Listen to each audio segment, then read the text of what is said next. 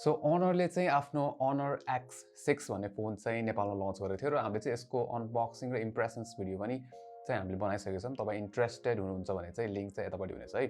So यो फोनको starting price छ 464GB को लागि चाहिँ जुन 64GB भेरिएन्टमा आउँछ 18,490 रुपैयाँ, 4GB र्याम, 64GB स्टोरेज हैन। र यसको हामीले इम्प्रेसन्स दिइसक्यौँ, त्यो पनि हेर्न सक्नुहुन्छ।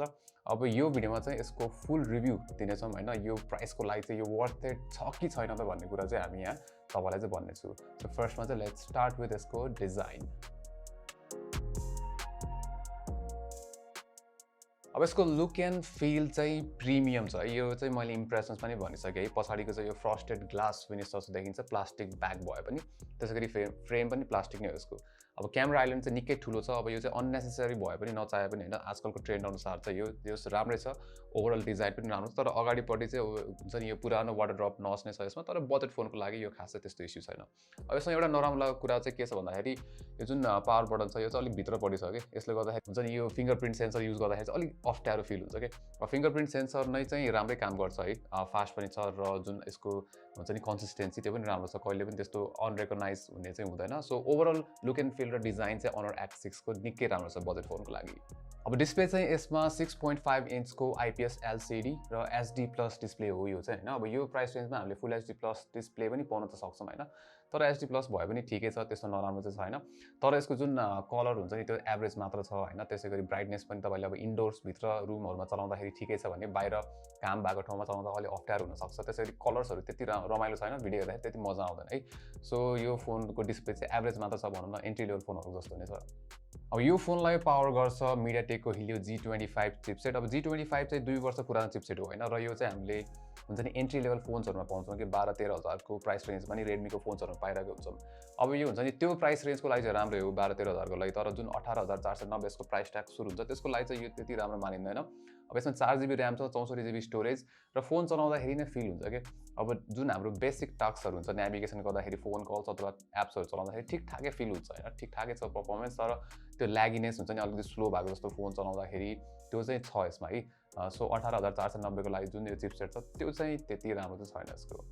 अब यसकै प्राइस रेन्जमा हामीले अरु फोन्सहरुसँग कम्पेयर गर्ने हो भने चाहिँ जुन Redmi 10 को Snapdragon 680 छ त्योसँग हामीले बेन्चमार्क कम्पेयर गरेर हेर्दाखेरि चाहिँ के छ भन्दाखेरि यसको जुन CPU को बेन्चमार्क छ त्यसमा चाहिँ सिंगल कोर स्कोर हेर्ने हो भने चाहिँ अलमोस्ट 1/3 छ हैन, मल्टी कोर स्कोर हेर्ने हो भने चाहिँ अलमोस्ट हाफ नै छ है।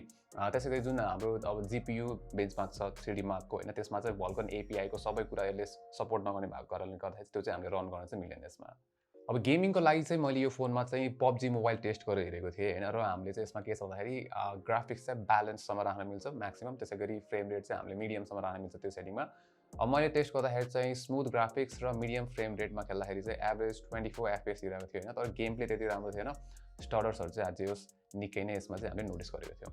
अब क्यामेराको कुरा गर्दाखेरि चाहिँ यो फोनमा चाहिँ हामीले पछाडिपट्टि ट्रिपल क्यामेरा सेटअप पाउँछौं, 50 मेगापिक्सलको मेन सेन्सर, त्यसैगरी 2 मेगापिक्सलको चाहिँ म्याक्रो र यसमा चाहिँ डेप्थ सेन्सर दिएको छ।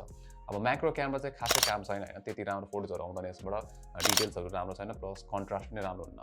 अब मेन क्यामेराको कुरा गर्ने हो भने चाहिँ तपाईले अब राम्रो लाइटिङ छ भने बाहिर आउटडोर्समा चाहिँ यसले जो ठिकठाकै एभरेज फोटो निकाल्छ भन्नु भयो है। शार्पनेस ठिकै छ, डिटेल्सहरु, तर कलर्सहरु त्यति राम्रो छैन यसको, प्लस डायनामिक रेन्ज पनि त्यति राम्रो फिल हुँदैन, एभरेज मात्र छ हैन, र एक्सपोजर चाहिँ कहिलेकाहीँ एकदम कम गरे जस्तो फिल हुन्छ, एक्सपोजर नपुगेको जस्तो, एक्सपोजर ब्यालेन्स पनि राम्रो छैन हैन। सो यस हुन्छ नि अब तपाईको लाइटिङ राम्रो छ भने ठिकठाकै निकाल्छ, तर लो लाइटिङमा चाहिँ यसको फोटोजहरु त्यति राम्रो चाहिँ आउँदैन। अब त्यसैगरी अगाडिपट्टि चाहिँ 5 मेगापिक्सलको चाहिँ यसमा फ्रन्ट क्यामेरा दिएको छ हैन सेल्फीको लागि।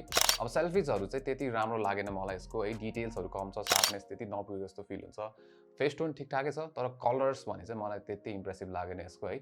सो ओभरअल सेल्फी क्यामेरा पनि नट दैट इम्प्रेसिभ। त्यसैगरी यसबाट हामीले 1080p 30 FPS सम्मको भिडियोजहरु खिच्न मिल्छ, र 1080p भए पनि जुन भिडियोको क्ल्यारिटी शार्पनेस छ त्यो चाहिँ नराम्रो छैन, त्यति खासै राम्रो छैन। त्यसैगरी डायनामिक रेन्ज पनि पुग्दैन, प्लस एक्सपोजर पनि अलिकति डार्क साइडतिर छ, हुन्छ नि एक्सपोजर ब्यालेन्स राम्रो छैन यसको है। सो ओभरअल भिडियो क्वालिटी पनि हुन्छ नि तपाईले यसो केही कुरा क्याप्चर गर्नको लागि ठिकै छ, तर क्वालिटी भन्ने चाहिँ राम्रो छैन। अब ब्याट्री चाहिँ यसको राम्रै छ है। सो 5000 mAh को चाहिँ ब्याट्री यसमा दिएको छ, र यसले चाहिँ तपाईले मजाले 1.5 दिन भनौं न, 1 दिन भन्दा बेसी चाहिँ मजाले चाहिँ कडाउन सक्नुहुन्छ यसमा हैन।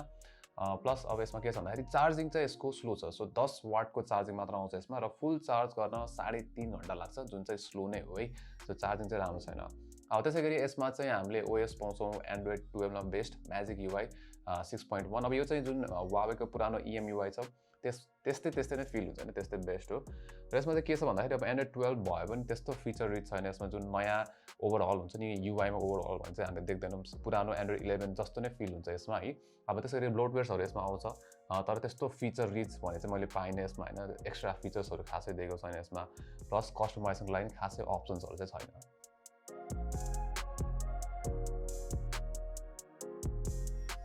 सो एन्डमा भन्नु पर्दाखेरि चाहिँ यो जुन प्राइस ट्याग छ यसको 18500 को लागि चाहिँ अलिक ओभर प्राइस्ड फिल हुन्छ किन भन्दाखेरि यो फोनको डिजाइन राम्रो छ हैन तर यसको परफर्मेन्स त्यति राम्रो छैन प्लस क्यामेरा पनि यसमा अल्ट्रा वाइड छैन हैन र जुन क्यामेरा छ ओभरअल यसको एभरेज मात्र फिल हुन्छ प्लस डिस्प्ले पनि एभरेज नै फिल हुन्छ है त्यसैगरी ब्याट्री क्यापेसिटी जुन छ ब्याट्री लाइफ त्यो राम्रो छ तर यसले फास्ट चार्जिङ सपोर्ट गर्दैन सो यसको प्राइस ट्यागको लागि यो भ्यालु फर मनी चाहिँ यसले दिदैन हैन भ्यालु दिदैन अब यो बरु हुन्छ नि तपाईले यसमा 18500 को सट्टा 20000 सम्म तपाई जान सक्नुहुन्छ आफ्नो बजेट छ भने चाहिँ बरु Samsung को F22 हरु लिन सक्नुहुन्छ त्यसमा ओभरअल निकै राम्रो फोन हो त्यो त्यसरी परफर्मेन्स चाहिन्छ भने Redmi 10 Prime अथवा Poco M5 हरु लिन सकिन्छ हैन सो Honor X6 चाहिँ प्राइसको लागि त्यति राम्रो फोन चाहिँ छैन यो सो यो भिडियोमा चाहिँ यति नै र अनलाइनमा लाइक गर्नुस् शेयर पनि गर्नुस् र यस्तै कन्टेन्ट्सहरुको लागि चाहिँ हाम्रो च्यानललाई सब्स्क्राइब गर्नुस् र त्यहाँ भएको त्यो बेल आइकन थिच्नु होला for notifications until next time नमस्ते